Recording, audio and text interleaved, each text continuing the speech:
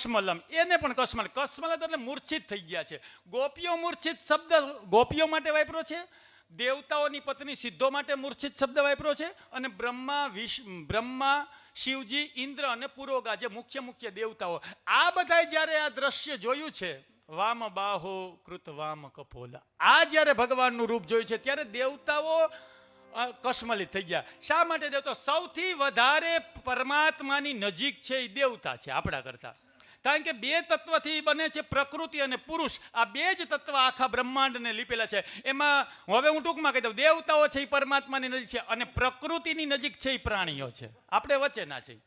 પ્રાણીઓ છે એ સમગ્ર પ્રકૃતિજન્ય છે. ગા જે ચોકભગા પ્રાણી, એ પ્રકૃતિ ઉપર જેવી અસર થાય એની ઉપર એની સીધી અસર થાય. એનીમાં આત્મા પરમાત્માનો અંશ ઓછો છે એટલે એની અંદર જ્ઞાન નથી. આપણી અંદર જ્ઞાનનો સંચાર પરમાત્માના ભાવથી થાય છે. પ્રકૃતિ છે એ ક્રિયાશીલ છે અને પરમાત્મા છે એ જ્ઞાનશીલ છે. એટલે જ્ઞાન અને ક્રિયાશીલ આ બે છે. એમાં એટલે ધરતીકંપ થાય કે કોઈ વિપત્તિ થાય ને પ્રકૃતિમાં, એ પ્રાણીઓને માધવભાઈ પહેલાં ખબર પડે, પ્રકૃતિજન્ય છે.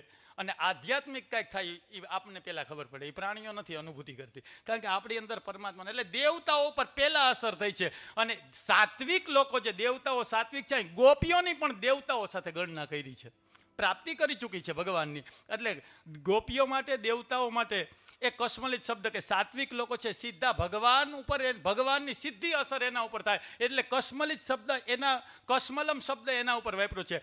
ત્યારબાદ હવે હું આ શ્લોક કહી દઉં છું તમને. બહુ સુંદર શ્લોકો છે અને એક બે શ્લોકો હું ગાય તો બહુ હકતો નથી, દાદાને ખબર છે, પણ છતાંય હું ગાઈશ. અહીંયા હું સ્વતંત્ર છું, મને અહીં તમે કહી ન હકો ગાતા નહીં, હું ગાય. હંત ચિત્રમબલા શૃણુતેદં હાર હાસ ઉર્સી સ્થિર વિદ્યુત.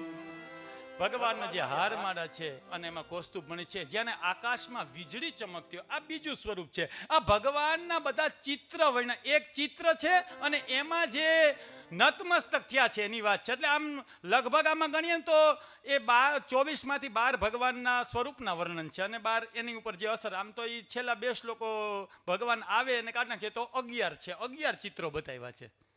એ 11 ચિત્ર મને એમ લાગે કે 11 ઇન્દ્રિયોને નતમસ્તક કરી દે એવા ચિત્રો છે. આ ભગવાનના જે મણિ છે, કૌસ્તુભ મણિ અને જે ગળાની હારમાળા છે, એ જ્યારે વિદ્યુત ચમકતી હોય એવું છે. અને એનાથી ગાયો ઉપર જે અસર પડી છે, દંત દ્રષ્ટ કવલા ધ્રુત કરના. દંત દ્રષ્ટ એટલે દાંતમાં ચીપેલો છે, કવલા એટલે કોળિયો, અને ધ્રુત કરના કાન ઊંચા કરી અને દાંતમાં એ કોળિયો એમનેમ રહી ગયો છે. અને જ્યાં ભીતનું ચિત્ર હોય એવું લાગી રહ્યું છે. ગાયો એમનેમ ચોંટી ગઈ છે જ્યારે ભગવાનના આ સ્વરૂપના આ વેણુના થયો છે. અને ભગવાનનું આવું દિવ્ય રૂપ જ્યારે જોયું છે ત્યારે ગાયો એટલા, અર્થાત ગાયો એટલે સ્થલચર.